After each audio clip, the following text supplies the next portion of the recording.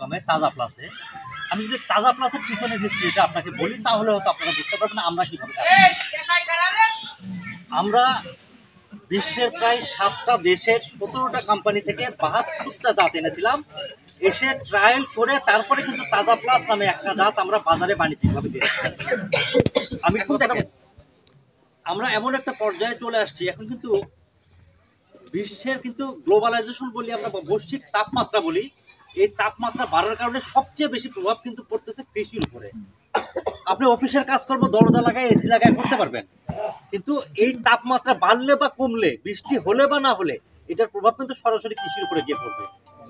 আজকে দেখেন গত বছর কিন্তু আমরা 43 ডিগ্রি তাপমাত্রা বাংলাদেশে ফেস করেছি যশোরে, এবং বিগত 87 বছরের হিস্ট্রিতে সবচেয়ে বেশি তাপমাত্রা। বিশ্বে গত বছর 1.5 ডিগ্রি তাপমাত্রা বেড়ে গেছে, যেটা খুবই ভয়ের একটা কারণ। এবং এবছরও 2025 সালেও এইরকম তাপ প্রবাহ আসবে, এবং যেটা গত বছরের চেয়েও আরো 1 ডিগ্রি তাপমাত্রা বাড়ার সম্ভাবনা আছে।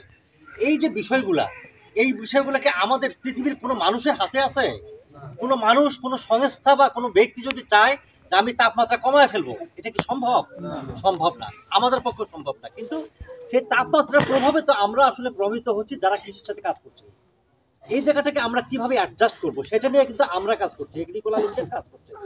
আমরা যেটা করছি সেটা হলো ওই তাপমাত্রায় কোন ফসলটা হবে সেই জাতটা নিয়ে কিন্তু আমরা কাজ করছি। তাজা প্লাস এমন একটা জাত, আমি তাজা প্লাস নিয়ে অনেক কথা শুনলাম, মানে এমন একটা জাত তাজা প্লাস, যদি ধরেন 43 ডিগ্রি তাপমাত্রা হয়, যেটা আমরা এখন পর্যন্ত প্রমাণিত বলছি, তাহলেও তাজা প্লাসে পুরুষ ফুল এসে গাছ শেষ হয়ে যাবে, স্ত্রী ফুল আসবে না, এরকম ঘটনা ঘটবে না। যদি একটানা 15 দিন বৃষ্টি না হয়, অথবা একটানা 15 দিন বৃষ্টি হয়, তবুও তাজা প্লাসের গাছ কিন্তু নষ্ট হবে না। এই যে জায়গাগুলো কিন্তু আমরা কিন্তু অনেকগুলো বিষয় অ্যানালাইসিস করে কিন্তু আজকে তাজা প্লাসে আমরা বাণিজ্যিকভাবে বাজারজাত করছি। ওয়ান্ডারফুল 2 নিয়ে আমরা কাজ করছি। ওয়ান্ডারফুল 2 টমেটো কিন্তু বেসিক্যালি জুন মাসের 20 তারিখের পর থেকে ডিসেম্বর মাসের 31 তারিখ পর্যন্ত আপনি এই বীজটা বপন করতে পারবেন। এটা অতি আগাম একটা জাত, এবং এই জাতে অনেকগুলো গুণ আছে, যে আমরা ইতিমধ্যে কিন্তু অনেকগুলো কথা শুনেছি। আমরা সারা বছর টমেটো করা যায় সেটা নিয়ে কিন্তু অলরেডি কাজ শুরু করে দিয়েছি। আমাদের বর্তমানে বাণিজ্যিকভাবে 2টা জাত আছে, একটা হলো ওয়ান্ডারফুল 2, যেটা জুন মাসের 20 তারিখ থেকে আপনার ডিসেম্বর মাসের 31 তারিখ পর্যন্ত বীজ বপন করা যাবে। আর একটা জাত আছে যেটার নাম হচ্ছে ঝলক 15, যেটা সেপ্টেম্বর মাসের 15 তারিখ থেকে ফেব্রুয়ারি মাসের 28 তারিখ পর্যন্ত বীজ বপন করা যাবে। অর্থাৎ গত বছর মে জুন মাসে কিন্তু আমি এইরকম একটা প্রোগ্রাম করে আসছি পঞ্চগড়ে, যে বীজটা লাগানো হয়েছিল ফেব্রুয়ারি মাসের 18-19 তারিখে। আমরা জুন মাসে গিয়ে ওই প্রোগ্রাম করে আসছি। তখন টমেটোর কিন্তু আবার প্রাইস বেড়ে যায়, তখন কারো টমেটো থাকে না। তখন তাপমাত্রা মে মাসের তাপমাত্রা কিন্তু 42-43 পর্যন্ত উঠে যায়। এই তাপমাত্রাও তো কিন্তু ওই গাছটা টিকে থাকে। তাহলে আমরা কিন্তু অলরেডি যদি জুন থেকে শুরু করি ফেব্রুয়ারি পর্যন্ত অলরেডি আমাদের কিন্তু টমেটো করবার মতো জাত আছে।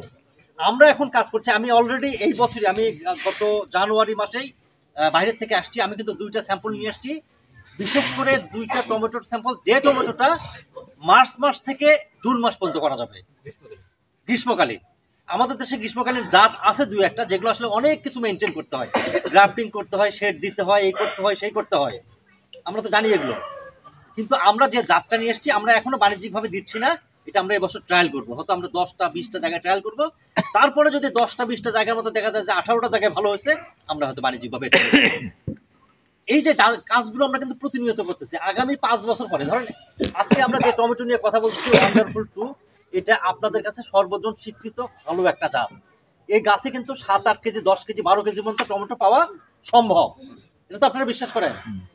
আবার আমরাই এই বছরই গত 2 বছর ধরে কাজ করে আসছি, এই বছরে আর একটা জাত আমরা বাজারে দিব, যেটার নাম হচ্ছে লেন্টিনা, যেটা একটা গাছে গড়ে 25-30 কেজি টমেটো পাওয়া সম্ভব।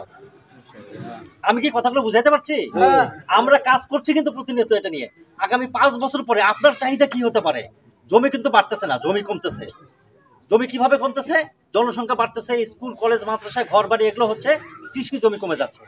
এই কম জমিতে কিভাবে আপনি